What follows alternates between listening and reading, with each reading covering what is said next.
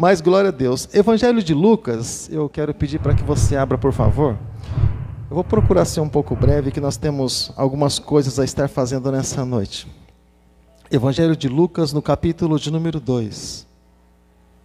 Lucas, capítulo de número 2. E depois que você encontrar o capítulo 2 de Lucas, você procura, por favor, o versículo de número 41. Nós vamos ler alguns versículos. Não é de costume ler vários versículos, mas nós vamos ler aqui alguns versículos em nome de Jesus. Lucas capítulo 2, verso 41. Você encontrou? Está escrito assim. Bom, deixa eu ler com todo mundo, né, irmão? Está aqui, né? Poxa, eu li uma versão diferente da tua, fica até estranho. Vamos lá. E todos os anos iam seus pais a Jerusalém à festa da Páscoa. E tendo já ele 12 anos, subiram a Jerusalém, segundo o costume do dia da festa. E regressando eles, terminados aqueles dias, ficou o menino Jesus em Jerusalém, e não soube José, nem sua mãe. Pensando, porém, eles que viria de companhia pelo caminho, andaram o caminho de um dia, procuravam-no entre os parentes e entre os conhecidos. Fecha seus olhos nessa hora. Fecha seus olhos, por favor. Fecha seus olhos. Deus, eu quero te louvar sempre. Deus, eu quero sempre te glorificar, Pai. Que a tua graça, Deus, seja sobre as nossas vidas mais uma vez, e que o teu Espírito Santo sempre encontre um lugar em nossas vidas, tanto para quem fala quanto para quem ouve, tanto para quem lança como também para quem recebe. Eu quero, Deus, mais uma vez, me colocar, Deus, na tua dependência sempre. Somos sempre dependentes de ti. Somos pó, barro, cinza, sem ti não somos nada, nem tampouco podemos fazer alguma coisa.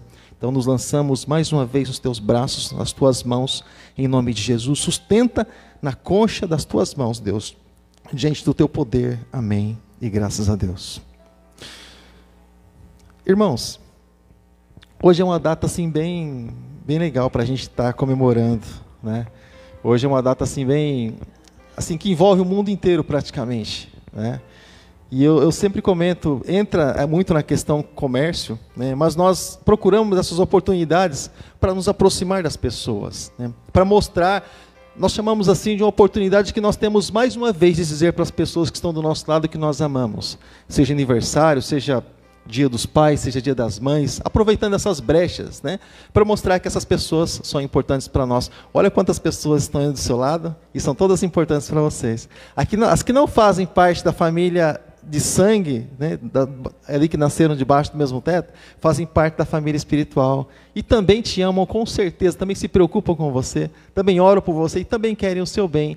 E isso é interessante, isso aí. Jesus falou sobre essa família espiritual e nós fazemos parte dessa família espiritual, nós fazemos parte dessa família de Deus. Amém, querido?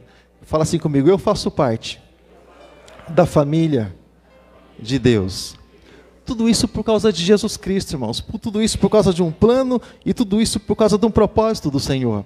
Assim como está escrito aqui, Jesus já havia nascido, já havia passado por um processo de perseguição, tudo. Ele estava ali com 12 anos. E todo garoto com 12 anos, ele passava por um processo, né, para se tornar adulto e coisas assim. E tinha que saber aquela coisa de Torá e aquela coisa toda. Mas aqui eles estavam aqui, querido, nesse processo de Páscoa. Então, uma vez por ano, eles sempre iam para Jerusalém para adorar a Deus, era de costume. E nesse vai e vem, como nós acabamos de ler, entre uma multidão e outra, né, eles perderam Jesus. Poxa, perder Jesus, irmãos. Tanta coisa para perder, vai perder Jesus, né? Você só não pode perder Jesus, amém, irmãos?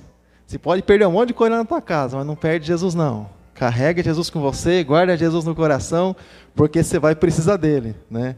As coisas que às vezes a gente perde não precisa, a gente ignora, né? Mas tem coisas que se perder vai fazer falta e não vai ser muito bom, tá legal? Então, irmãos, eles perderam Jesus e começou aquele desespero de procura. Onde é que está Jesus? Onde é que está Jesus? Né? E olha que eles nem sabiam realmente o grau de importância de Jesus. Para eles era simplesmente um menino diferenciado, né? Embora eles tivessem algumas revelações ali do anjo, enfim, mas eles não tinham ideia realmente do que era, de quem era Jesus e da dimensão do plano que Deus tinha para Jesus Cristo, né?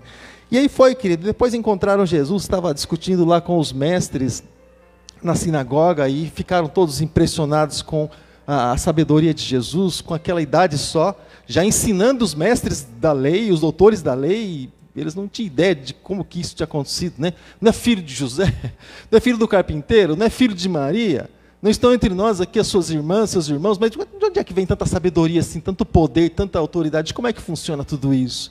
Mal eles sabiam, e assim como também mal as pessoas sabem aquilo que Deus faz. E Deus tem seus planos, irmãos, Deus tem seus propósitos, Deus tem seus projetos. Assim como, por exemplo, quando o dia que você nasceu, você talvez não tinha ideia daquilo que Deus podia fazer na tua vida e através da tua vida. De repente você nasceu numa família simples, de repente você nasceu sem recurso nenhum, de repente você nasceu sem condição nenhuma, como eu, nasci no meio do mato, onde os parteiros eram os próprios pais, tios, não sei quem foi que me puxou, mas foi alguém desses, né? E também não foi minha mãe que me amamentou, porque na época, eu vou usar uma expressão aqui, mas para as pessoas assim de mais idade, é normal isso aí, tá bom, irmãos? Quantos aqui ouviram falar de mãe de peito? Quantos ouviram falar? Já ouviram falar, né? Não é palavrão não, deixa eu explicar para você, tá? Deixa eu explicar para você, funcionava mais ou menos assim. Quando coincidia lá de duas pessoas gerarem mais ou menos na mesma época, e uma ia trabalhar, a outra amamentava a filha da outra. Entendeu? É essa coisa que acontecia. Eu não sei quem me amamentou, irmãos, porque minha tia sabe. Porque minha mãe trabalhava, né? Com meu avô na roça, no sítio. Então, irmãos, tinha muitas essas coisas aí. Então, nós nascemos muitas vezes sem recurso. Nascemos assim muitas vezes sem condição. Talvez você nasceu na condição assim.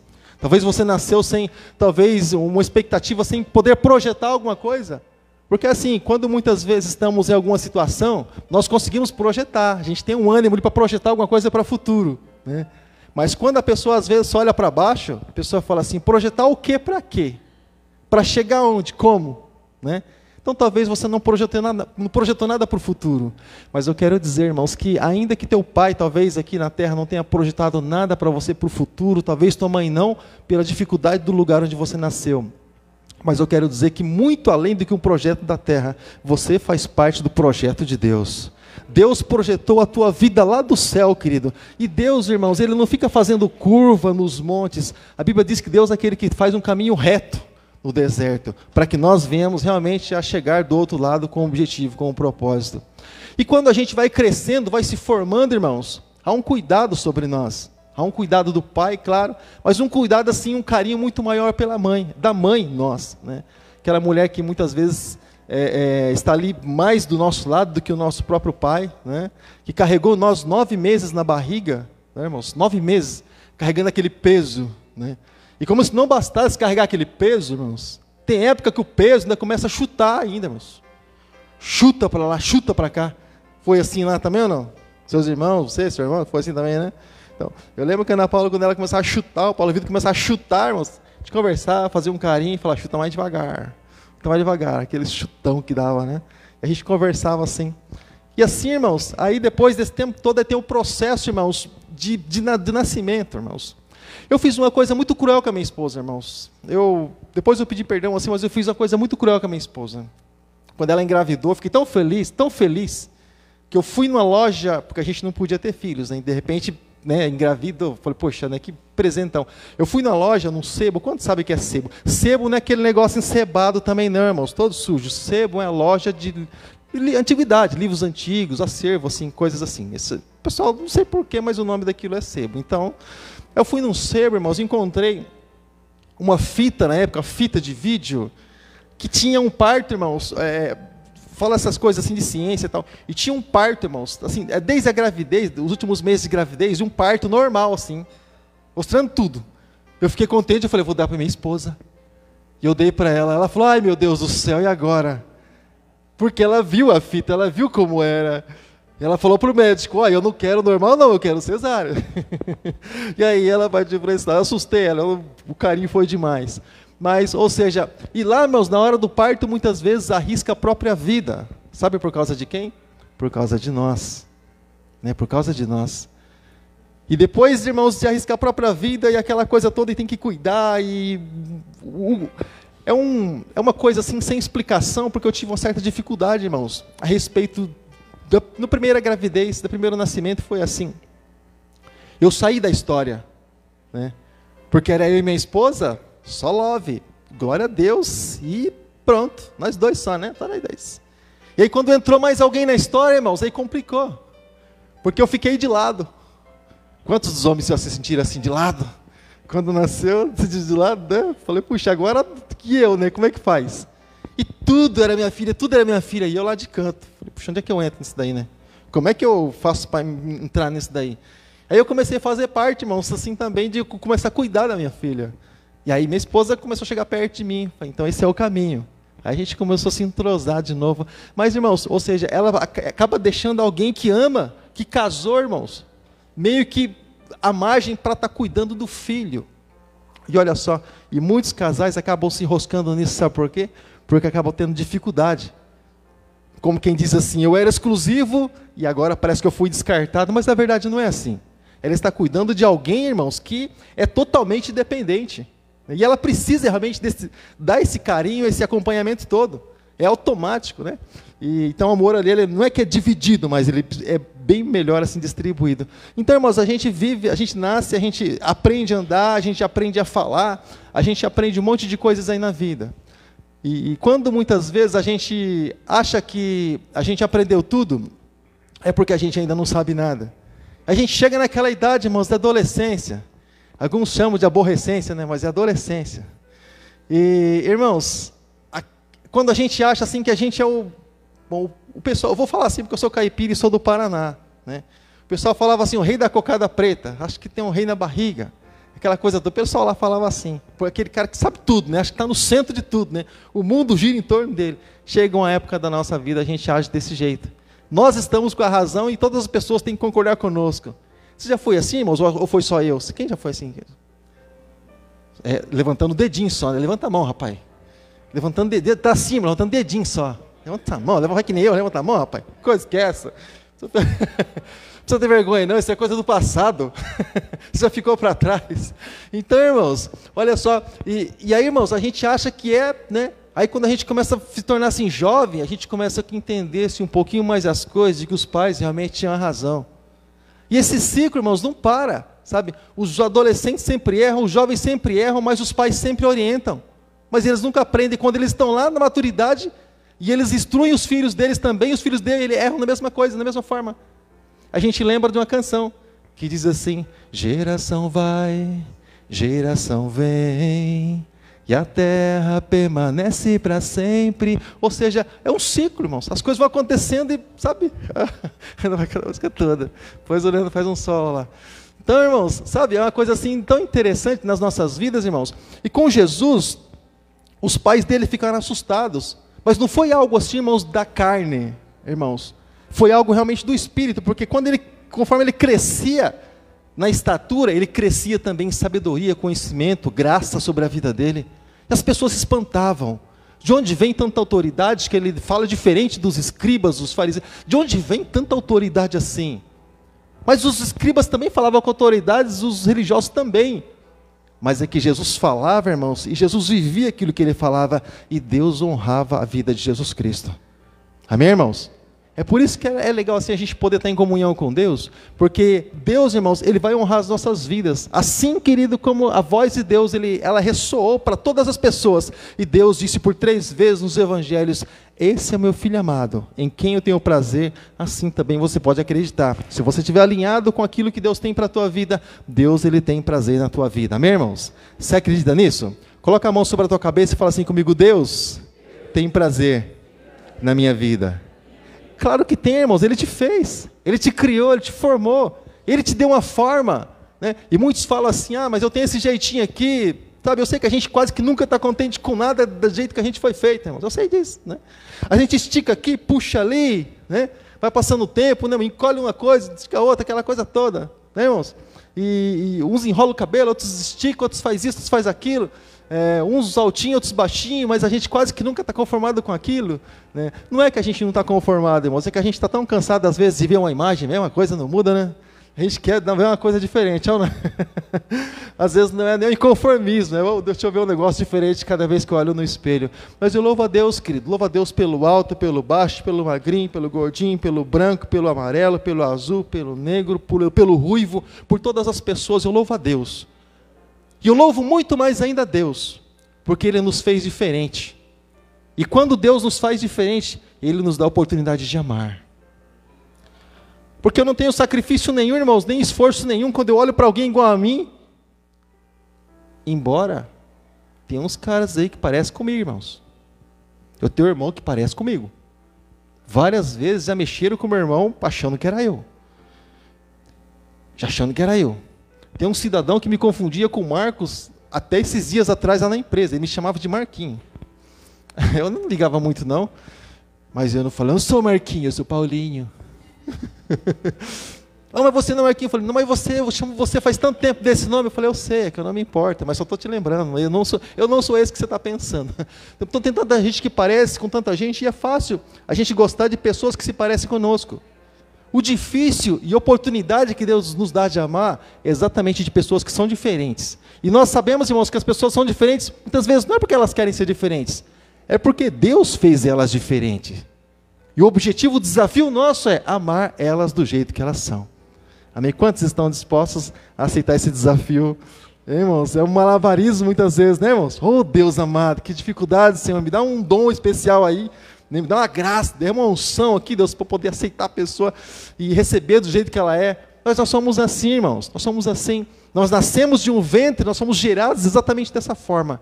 Nós não somos deformados, irmãos. Deus nos deu uma forma diferenciada um do outro. De repente você se identifica com uma forma diferente daquilo que é você. Mas você é único, você é especial para Deus. Só existe você na face da terra, irmãos, com a sua digital, com o seu DNA. Só existe você na face da terra dessa forma. E Deus fez todos diferentes. E Deus ama a todos. Deus não tem dificuldade de amar seus filhos, sabendo quem eles são. E olha que tem uns filhos aí, irmãos, que eu falava para você, tem uns caras atrapalhados, irmãos. Tem uns aí que, meu Deus do céu, faz arte. Você vê nos noticiários aí por fora, tem uns filhos aí que, Senhor da glória, tem misericórdia. Mas ainda assim, irmãos, Deus ama. Justiça é uma outra história, um outro departamento. Falando do amor de Deus, ele está derramado sobre todas as pessoas.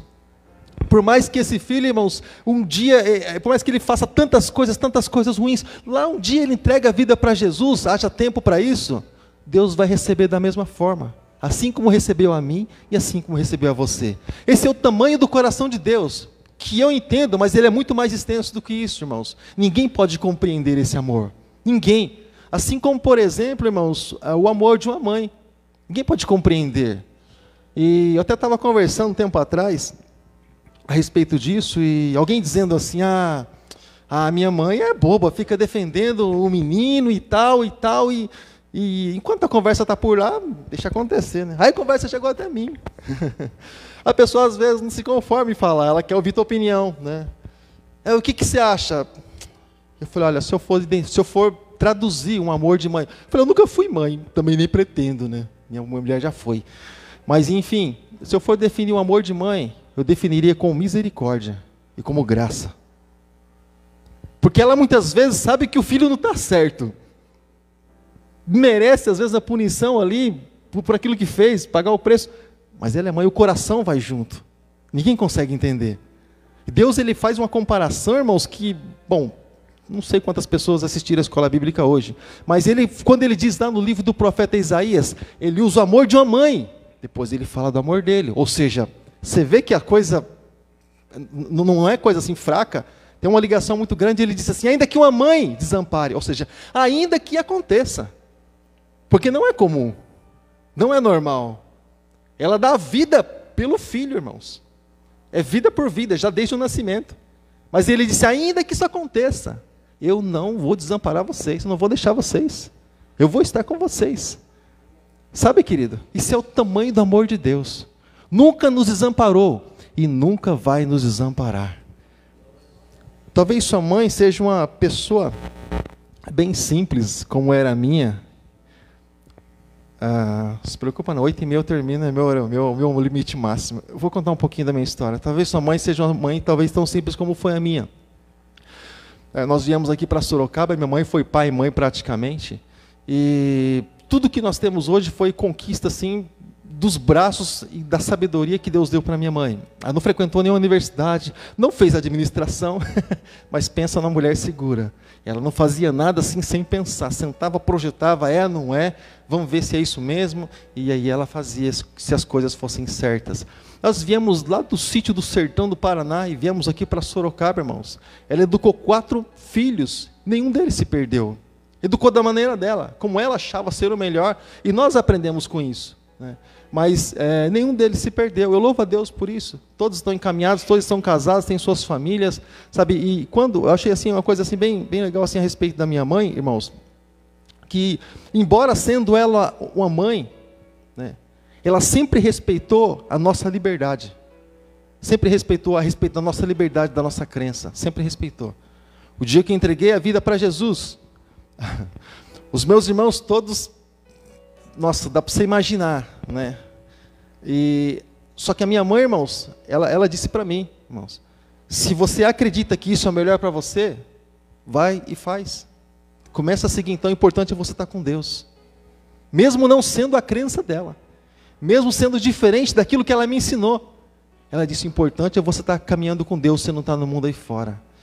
E isso marca na vida da gente, né? Ela faleceu, eu tinha em média de 24 anos, eu acredito, hoje estou com 50 anos, cara de 60 mais 50, mas assim, fica marcado na vida da gente algumas coisas, né? Algumas palavras assim ficam marcadas, essa liberdade, sabe, irmãos, esse amor que muitas vezes a gente acaba sendo até um amor exagerado, mas nós sabemos que é uma maneira de amar, e cada uma tem uma maneira de amar, uma dando mais liberdade, outras menos, né? Aqui, por exemplo, aqui em casa, irmãos, cada um tem também sua maneira de corrigir, nós entendemos e respeitamos perfeitamente. E quando, por exemplo, nós fomos dividir algumas coisas a respeito de cuidados aqui em casa, dividir tarefas aqui em casa, né? Nós dividimos tarefas, irmão, porque é muita coisa para uma pessoa só. E aí nós fomos dividir algumas tarefas, né? Você faz isso, outro faz aquilo, outro faz aquilo. E ela disse assim, da educação dos meninos cuida você. Da educação dos meninos cuida você. E aí, às vezes, corrigir, chegasse um pouco mais perto, aí essa era a minha área, era meu departamento. Mas porque ela, às vezes, não gostava nem que falava assim, né, minha esposa, nem gostava que falava assim de uma maneira um pouco mais dura, né, mais direta. Porque tem filho que é assim, né, irmão? Tem filho que uma palavra resolve. Uma palavrinha, mas resolve, né? Mas tem filho, irmão, que você pode derrubar o teto, irmãos. Não levanta um dedo, né, Larissa? Não levanta um dedo. Você está falando, está que nem Homem-Aranha, está subindo nas paredes, irmãos. Sai teia, subindo nas paredes, irmãos. Doido. E aí, a conversa tem que ser um pouco mais estreita, né? Porque tem que haver uma disciplina de certa forma, né? Mas para alguns é simples, falou, resolveu, assim, simples. Então, cada um de nós temos um jeito, temos uma maneira, temos uma cultura, né? Temos uma liberdade, cada um tem uma sensibilidade. Tem pessoas que são mais sensíveis, outras menos sensíveis, né? E aí a gente vai caminhando, irmãos. Mas eu louvo a Deus, querido, por essa oportunidade. Louvo a Deus por poder estar aqui. Louvo a Deus pela tua vida. Porque se você está aqui, é porque alguém um dia também te gerou. É porque um dia alguém também arriscou a vida por tua causa. E alguém deu a luz por você. É por isso que você está aqui também. Claro, o plano veio de cima, mas alguém aqui embaixo teve que aceitar. Assim como o plano de Jesus também, para que ele nascesse, veio de cima, mas Maria precisou aceitar, irmãos. Veio o recado ali e ela precisava aceitar aquilo, mesmo não entendendo como exatamente seria, mas ela precisava aceitar. E foi grande, irmãos, a obra que Deus fez na vida dela. Assim como também, mesmo nós muitas vezes não entendendo, nós sabemos que a obra de Deus é sempre grande nas nossas vidas. Amém, irmãos? Deus nunca, irmãos, tem coisas pequenas, mas Deus sempre tem coisas grandes. Basta, mas eu não estou entendendo. Não, irmão, basta aceitar, basta receber.